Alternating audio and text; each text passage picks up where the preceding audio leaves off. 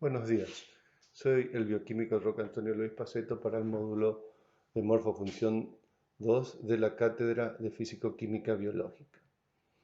Vamos a ver la interacción que tiene el virus del COVID con nuestro sistema inmunológico. Para ello aprovechamos estas imágenes del Ministerio de Salud Pública de la provincia de Corrientes, donde en la primera parte, hacia la izquierda, vemos la estructura del virus, que es un virus ARN con un núcleo cápsido o genoma rodeados de espículas o espigas. Esto le hace ver al microscopio electrónico como una corona, de ahí el nombre de coronavirus. Estas proteínas de espigas o proteínas S es la llave que le permite ingresar a las células, sobre todo aquellas que son ricas en enzima convertidora de angiotensina, las famosas ECA, que se hallan en una buena cantidad, sobre todo en células del epitelio respiratorio. Esa acción de la proteína S permite que el virus entre a la célula y comande sus funciones, porque por sí solo el virus, no puede ejercer sus acciones vitales, sobre todo la de reproducción. Una vez que está dentro de la célula que invadió y comanda las funciones de ella, empieza una rapidísima multiplicación, lo que permite la invasión de la misma y también de las células contiguas, llegando a infectar las demás células del organismo. Si la enfermedad progresa y avanza, llegan a los pulmones, estamos viendo el caso pulmonar, donde se producen muchas patologías, principalmente una neumonía bilateral, y también la presencia de trombos, que son las dos grandes manifestaciones que ocurren cuando cursa una enfermedad de coronavirus severo, por el esfuerzo que hace el organismo para defenderse. Esto es nocivo y lleva a ese tipo de patologías. Entonces, lo que vamos a ver ahora es qué hace nuestro sistema inmunológico ante la presencia de un agente extraño, de un agente patógeno. En este caso, el coronavirus, pero puede también ser cualquier otro virus. Una vez que ingresa el virus, el agente patógeno, se enfrenta con la inmunidad innata, es decir, una serie de compuestos solubles, por ejemplo, interferón, células como macrófagos o polimorfos nucleares, que son la primera línea de defensa del organismo frente a este patógeno. Cuando esta defensa es superada, el organismo empieza a producir una respuesta adaptativa, lo que se conoce como inmunidad adaptativa, en el cual nuestro sistema inmunológico empieza a producir anticuerpos. Podemos entender entonces como inmunidad, por ejemplo, inmunidad frente al COVID-19, como una serie de eventos y de manifestaciones que hace nuestro organismo, nuestro sistema inmunológico, a efecto de detener el avance y a eliminar al patógeno que nos está invadiendo. Decimos que en la respuesta adaptativa empezamos a formar anticuerpos. El primer anticuerpo que se forma es la inmunoglobulina M, que es de respuesta rápida. Esta inmunoglobulina está presente en los pacientes que están cursando la infección.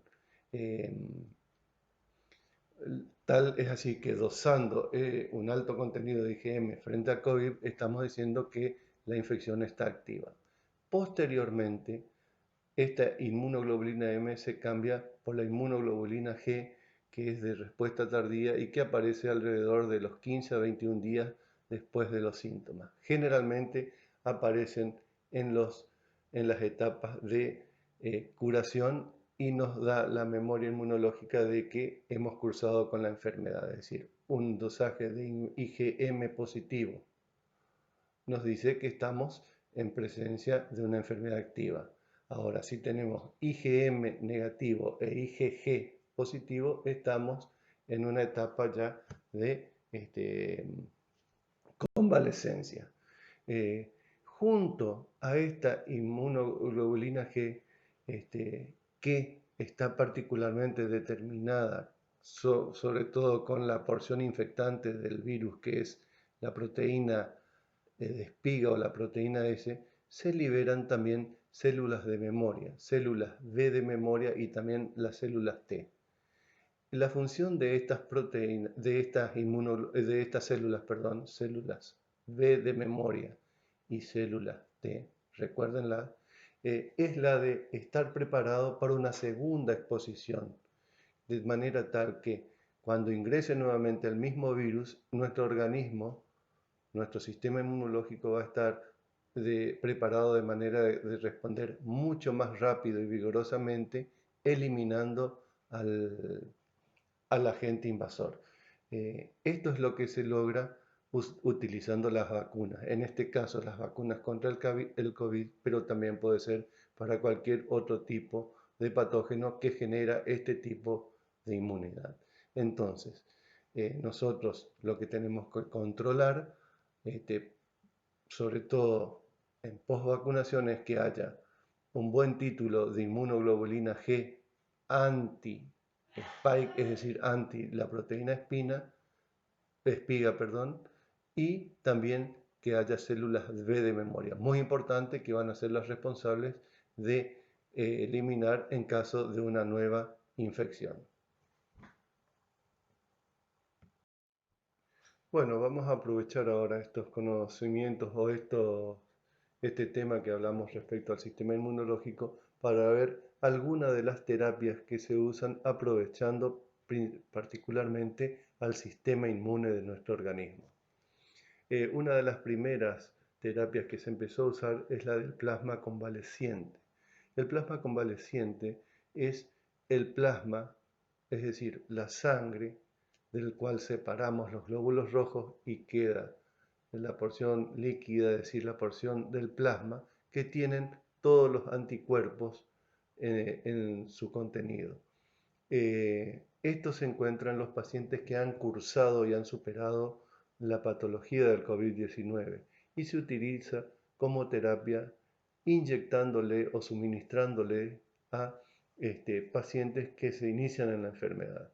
Es importante, sobre todo para los primeros días de la enfermedad, donde hay fiebre y donde, por ejemplo, probablemente haya alguna situación que diga que el paciente sea de riesgo, entonces se le da el plasma convaleciente, que es rico, en este caso, en inmunoglobulina G, anti-spike, que son neutralizantes, y algunos otros anticuerpos. Lo que hace el plasma convaleciente es disminuir de alguna forma la carga viral, tratando de lograr que el curso de la enfermedad sea más benigno. El tema es que el plasma convaleciente no lo puede tener siempre un paciente recuperado. Al cabo de un tiempo disminuyen el nivel de anticuerpos y ya no puede ser usado. Y también la concentración de ellos muchas veces depende de la severidad del proceso que haya pasado. Entonces, es solamente aplicado para determinados individuos al inicio de la patología. Aprovechando esta situación y estos conocimientos, se empezó a fabricar primero y a utilizar el suero hiperinmune. El suero hiperinmune se obtiene del caballo, aprovechando la alta capacidad de inmunogenicidad que tiene ese animal. De hecho, la mayoría de los sueros que se conocen, los antiofídicos, antiarácnidos, etc., se obtienen del animal, del caballo, debido a que tiene un sistema inmunológico muy fuerte y que provoca gran cantidad de anticuerpos. Entonces, lo que se hace en esta situación es infectar al caballo, pero ya no con el virus entero, sino con las porciones infectantes. Por ejemplo, la proteína S. Poniendo este antígeno introduciendo este antígeno en el caballo, en el suero, en el sistema inmunológico del caballo, se genera gran cantidad de anticuerpos contra este antígeno, y sacando el plasma del mismo tenemos un líquido que tiene muy alta concentración de anticuerpos anti-COVID. La ventaja de este suero hiperinmune es que se puede escalar. Escalar quiere decir que podemos hacerlo en producción, hacerlo mucho. No es que, como en el plasma convaleciente, que dependía solamente de que empiecen a bajar los anticuerpos y ya el dador era eliminado. Acá se puede repetir el proceso muchas veces y la cantidad de anticuerpos que se logra es muy alta, es decir, tenemos una especie de anticuerpos concentrados.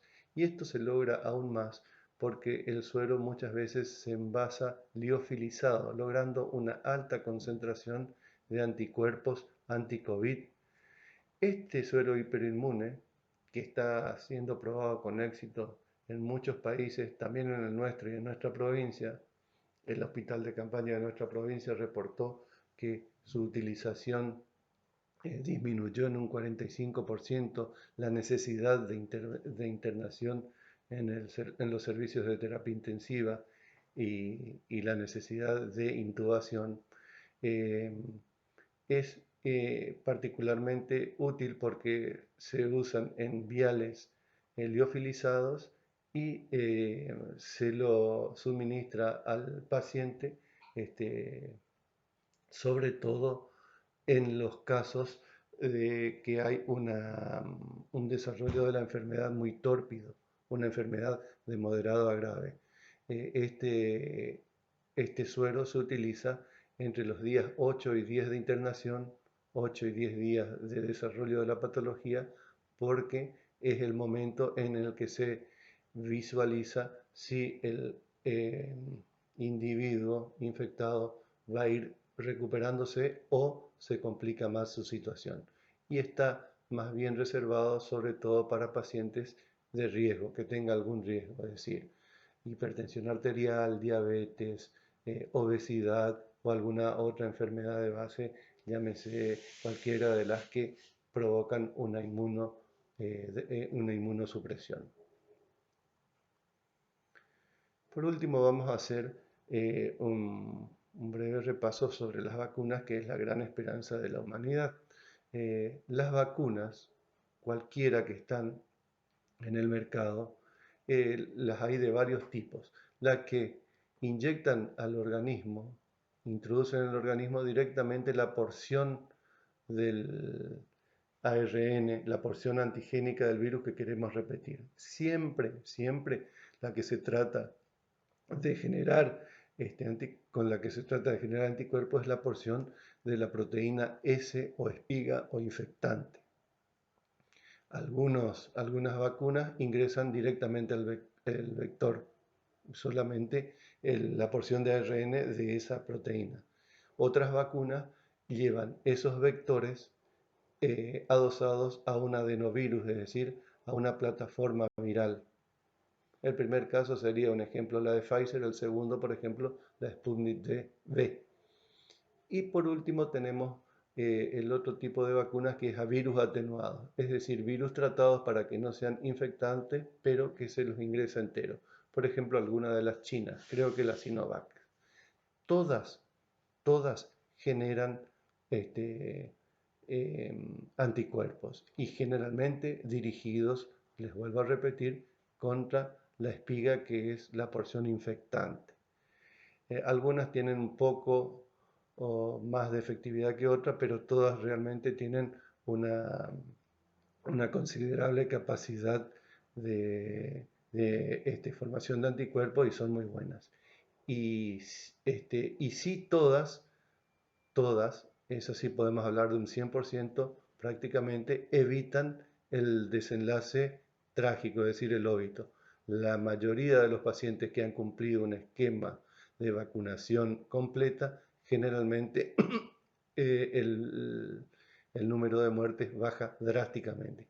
De allí a la necesidad de tener a toda la población o a la mayor parte de la población infectada, sobre todo a la parte de riesgo, a la población de riesgo, es decir, los adultos mayores, los diabéticos, los hipertensos, los obesos y aquellos que tienen alguna comorbilidad, que significa alguna enfermedad de base. Esta es la gran esperanza para vencer al coronavirus y volver de alguna manera a nuestra normalidad.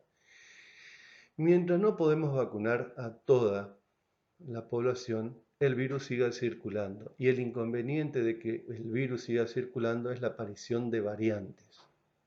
La aparición de variantes es un serio problema para la salud pública mundial, para la salud mundial, porque las variantes del coronavirus generalmente, lo que se conoce como distintas cepas, Manaos, India, Andina, Sudafricana, etc. El inconveniente es que tienen mutaciones en la proteína de espiga, en la proteína S. Entonces, por ahí la efectividad de las vacunas que están dirigidas particularmente contra ella disminuye. Entonces, el objetivo es vacunar a la mayor cantidad de gente en el menor tiempo posible para evitar esta situación, y en el caso de que no se pueda, como en nuestro país, que estamos esperando aún todavía, es evitar la circulación comunitaria. ¿Cómo lo hacemos esto? Tomando las normas de prevención. El distanciamiento social, el uso de barbijo, evitar aglomeraciones y el adecuado higiene de las manos cuando salimos en contacto al exterior. Solamente con estas medidas, cuando no tenemos vacuna, tenemos la posibilidad de cortar o disminuir la circulación comunitaria y evitar la aparición de variantes. Espero que les haya servido este pantallazo y les agradezco la atención. Muy buenos días.